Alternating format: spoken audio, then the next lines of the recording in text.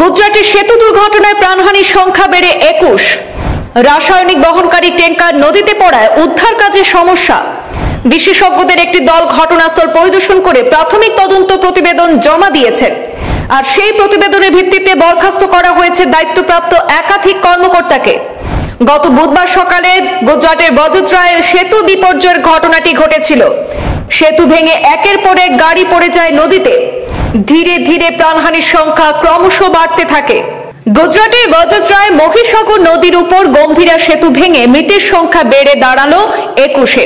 এ পর্যন্ত 20টি দেহ উদ্ধার হয়েছে। এখনো পর্যন্ত এক ব্যক্তির খোঁজ মেলেনি।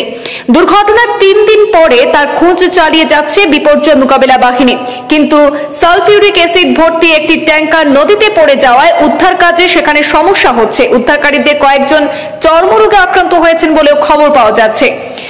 বুধবার সকালে বদোদরায় সেতু বিপর্যয় সংঘটিত হয়েছিল, আর সেই সেতু ভেঙে একের পর এক বাহন নদীতে পড়ে গিয়েছিল। মৃতের সংখ্যা সেখানে ক্রমশ বাড়তে থাকে। বৃহস্পতিবার পর্যন্ত 16 জনের মৃত্যু সংবাদ পাওয়া গিয়েছিল, আর সেই সংখ্যাটা আজ শুক্রবার কিন্তু সন্ধ্যা পর্যন্ত 21 জনের কাছাকাছি গিয়ে পৌঁছেছে। 21 জন মৃত্যুর খবর নিশ্চিত করেছে গুজরাট সরকার।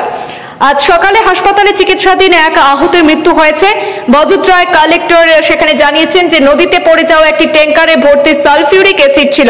মনে করা হচ্ছে যে নদীর জলে অ্যাসিড মিশেছে, ফলে সোডা অ্যাশ অর্থাৎ সোডিয়াম কার্বনেট মিশে যাওয়ার ফলে উদ্ধারকারী দলের সদস্যরা সেখানে জ্বালাপোড়া এবং চুলকানির সমস্যায় ভুগছেন। তিনি আরো জানিয়েছেন যে এই সেতু বিপর্যয়ে একই পরিবারের 3 জনেরও মৃত্যু হয়েছে। মধ্য গুজরাটের সঙ্গে সৌরাষ্ট্রের যোগাযোগের অন্যতম ভরসা ছিল এই গম্ভীরা সেতু। আর আনন্দ, বদোদরা, ভারুচ, অঙ্কলেশ্বরের স্থানীয় লোকজন দৈনন্দিন চলাচলের জন্য এই সেতুটিকেই ব্যবহার করতেন, কিন্তু 40 বছরের পুরনো এই সেতুটির রক্ষণাবেক্ষণের অভাব ছিল বলে অভিযোগ করেছেন স্থানীয়দের বড় অংশ। সেতু বিপর্যয়ের কারণ খোঁজার জন্য সেখানে তদন্তকারী দল গঠন করেছে সরকার।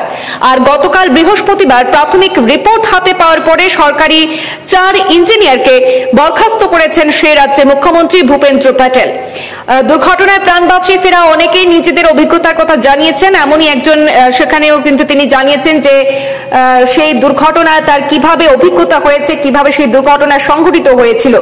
আবার অল্পের জন্য বেশ কয়েকজন বিপদের মুখে পড়েননি। সেখানে 23 বছরের আরো একজন ছিলেন যিনি অল্পের জন্য বেঁচে গিয়েছিলেন।